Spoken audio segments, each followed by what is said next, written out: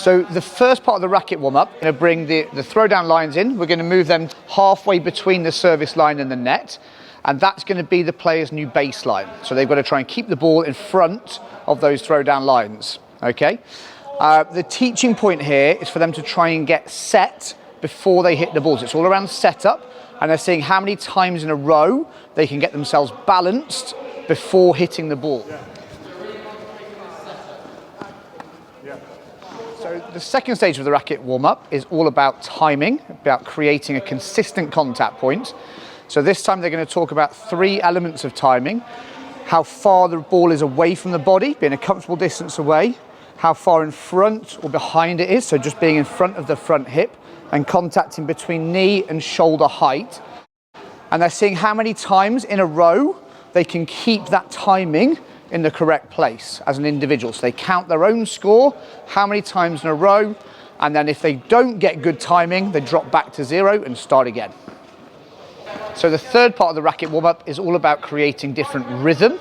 Okay, so looking at trying to create a slow, fast rhythm as they hit the ball, just to create a little bit more speed at impact.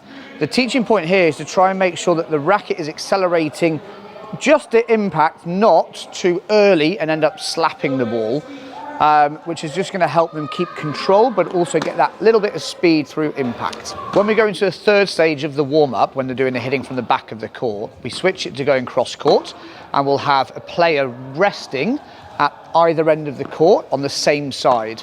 We'll do 1-minute rotations, and then that player will just move onto the court, and the players just move across the court. The player nearest to me will actually come off into the rest position around the back. So we're into the next part of the session now, which is all about baseline brilliance through keeping that contact point consistent. And the way we're going to look to do that is ask the players to create either space from the ball or move to the ball. So a very simple exercise, they just have to call space or move before the ball bounces their end.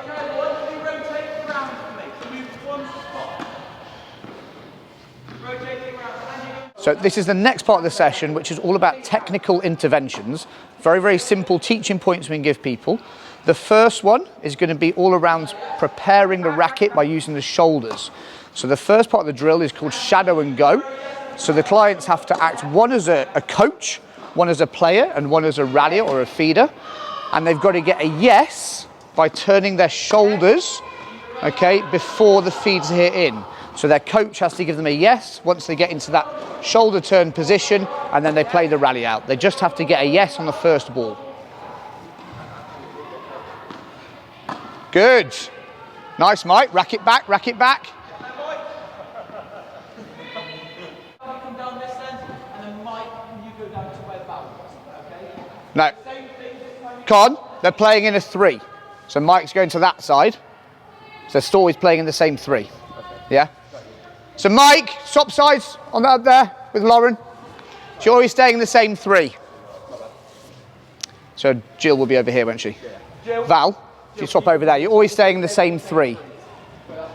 So you're going to go over that side because you're staying in the same 3. So Jill, you're the coach over here for Angie. Angie, at the moment your shoulders aren't turned, but you're there you go.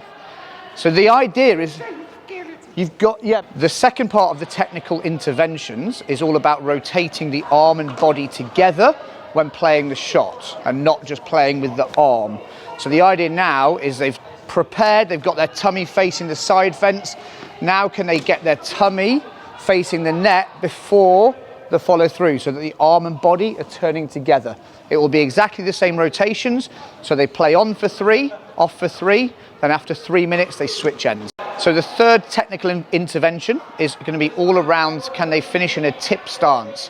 So it's about being able to turn the knee into the court to allow for the rotation and then finish in the balanced position, and the coach has to give them a yes if they're able to finish in that balanced tip stance position. So this is the last part of the session on day 1, which is all about winning the battle. The first part is all around avoiding the V. So players score their partner's shot. If the ball goes in the V, it's 0 points. If it goes in between the V and the tram, it's 1 point. If it goes in the tram line, it's 2 points. We then move on to the second part of the session, which is this. You can see now where it's champs and challengers. They just call yes or no. If they call a yes, they think it's going in the V and they intercept. If they don't think it's going in the V, it's a no, and they leave it for their partner to hit the ground stroke.